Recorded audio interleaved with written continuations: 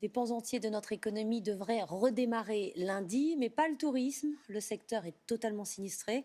La plateforme de réservation de logements Airbnb a d'ailleurs annoncé qu'elle allait licencier un quart de ses salariés dans le monde, soit 1900 personnes.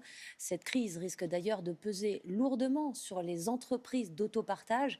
Qui voudra louer son logement, sa voiture, en pleine épidémie? Paul Duc-Monnier. L'économie collaborative, celle du partage, va-t-elle passer la crise? Airbnb, géant de la location entre particuliers, licencie 1900 salariés dans le monde, un quart des effectifs. Blablacar, champion du covoiturage, est également en difficulté, 95% d'activité en moins. Les habitués des sites désertent, parmi eux Maxime Perruchot. Donc ça, c'était le logement qu'on avait pris sur un site spécialisé aussi. Depuis 2 mois, il a annulé 3 séjours sur Airbnb et il n'a pas pu vendre ses vêtements ni son téléphone sur le Bon Coin. Il est en bon état. Actuellement, on ne peut pas rencontrer en fait les acheteurs. Donc c'est compliqué pour eux d'acheter de l'occasion sans d'abord vérifier qu'il fonctionne bien. Moins de ventes pour les particuliers, moins de chiffre d'affaires pour les plateformes. Selon cet expert, certaines pourraient ne pas survivre.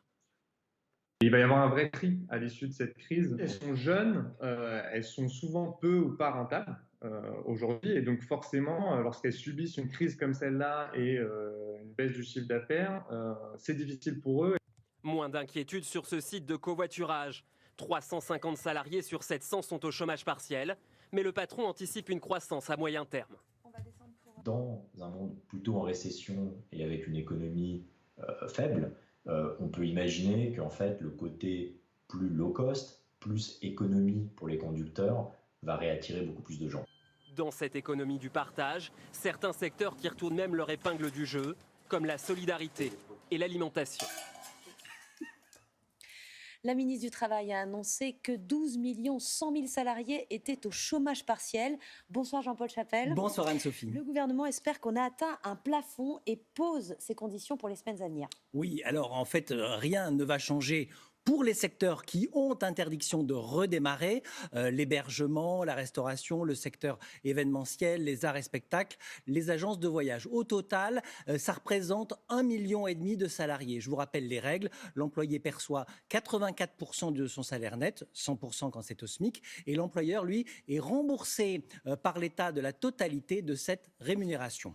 En revanche, cela change pour les autres secteurs. Oui, alors à partir du 1er juin, pour les autres secteurs, là où les entreprises pourront rouvrir, l'employeur ne sera plus remboursé à 100%. Pour les salariés, rien ne change. Pour le chef d'entreprise, il y aura un reste à charge. Alors de combien ? C'est tout l'objet de la négociation actuelle avec les partenaires sociaux. Le patronat souhaiterait que sa contribution n'excède pas 10% des salaires versés. Ce qui est sûr, c'est que plus lourde sera la charge de l'employeur, plus il sera tenté ou contraint d'avoir recours à des licenciements économiques et donc de transformer ce chômage partiel en chômage tout court. Une toute dernière information, avant l'épidémie, le chômage partiel ne générait pas de droit dans le calcul de la retraite. Eh bien, le gouvernement a précisé aujourd'hui que désormais, il sera bien pris en compte. Merci Jean-Paul. Certaines entreprises qui vont reprendre leur activité pourraient être tentées de demander à leurs salariés de travailler plus pour compenser le retard. Un institut libéral, l'Institut Montaigne, dévoile ce matin des propositions pour augmenter la durée de travail. Cela passe par la suppression de vacances, de RTT, de jours fériés. Le MEDEF avait déjà ouvert le débat, suscitant la colère des syndicats. Julien Bigard, Sylvain Gillaume. Voilà à quoi ressemble désormais la vie sur un chantier. C'est bon. Et oublie pas le petit coup de gel avant de rentrer sur le chantier. Des ouvriers qui se lavent les mains au milieu du béton et une distanciation sociale organisée avec des échafaudages. Ils vont accéder à l'étage par cet escalier ici, qui sera le point de montée. Et en continuant par là-bas, on aura un autre escalier qui servira uniquement à la descente. Impossible de se croiser. Impossible de se croiser. Plus de 30 minutes perdues chaque jour pour appliquer les mesures sanitaires selon les professionnels. Ça va avoir un impact sur la durée du chantier. Et le fait de rallonger le chantier rallonge les frais généraux de l'entreprise, rallonge les coûts. Pour rattraper ce temps perdu, un institut libéral fait une proposition choc. Les salariés pourraient travailler plus sans gagner plus. Il y a eu de la flexibilité sur le chômage partiel. Tant mieux, il fallait le faire. Il faut maintenant qu'au moment où on revient au travail, partout où on a besoin de travailler plus, on puisse le faire. Exemple, des heures supplémentaires payées plus tard, des RTT et jours fériés supprimés ou des vacances de la Toussaint raccourcies. Augmenter le temps de travail des salariés Une mauvaise idée pour cet économiste, car cela risque d'augmenter le chômage.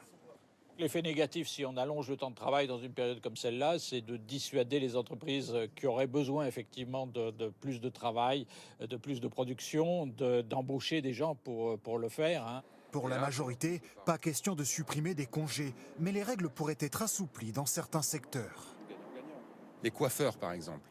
Peut-être qu'il va falloir envisager que les coiffeurs puissent ouvrir le dimanche. Bon, je ne suis pas directement concerné, mais il y a beaucoup de nos compatriotes qui souhaitent aller chez le coiffeur et beaucoup de coiffeurs qui souhaitent travailler.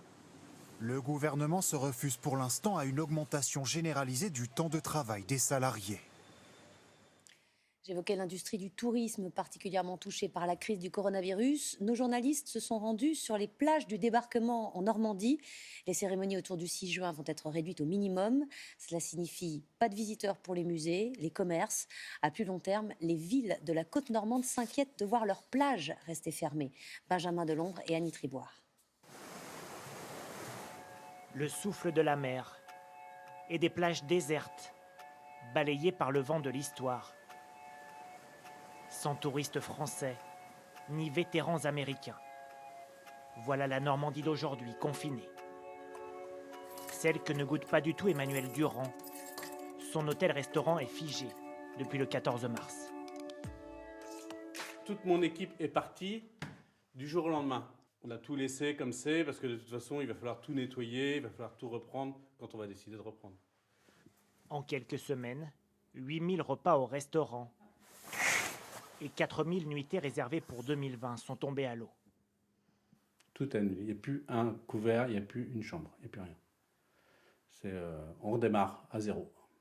Donc, compliqué. D'ores et déjà, l'établissement, plus que centenaire, a perdu 1,5 million d'euros de chiffre d'affaires. Pourra-t-il rouvrir cette année? C'est toute la question pour Emmanuel Durand. La reprise, on est vraiment dans l'inconnu. On ne sait pas de quelle façon on peut ouvrir, comment faire avec nos salariés. Aujourd'hui, l'horizon de la Normandie tout entière est bouché.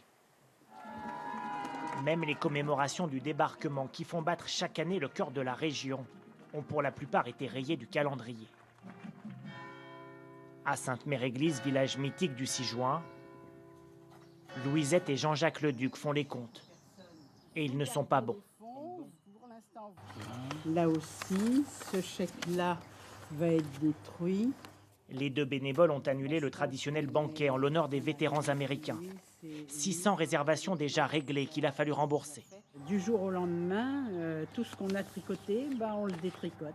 On renvoie les chèques, on les bascule sur 2021. Je dis, on a l'impression que tout s'est écroulé. Qu'est-ce qu'on fait Ce banquet, c'est un moment d'échange qui n'aura pas lieu et des milliers d'euros de recettes qui s'envolent pour l'association.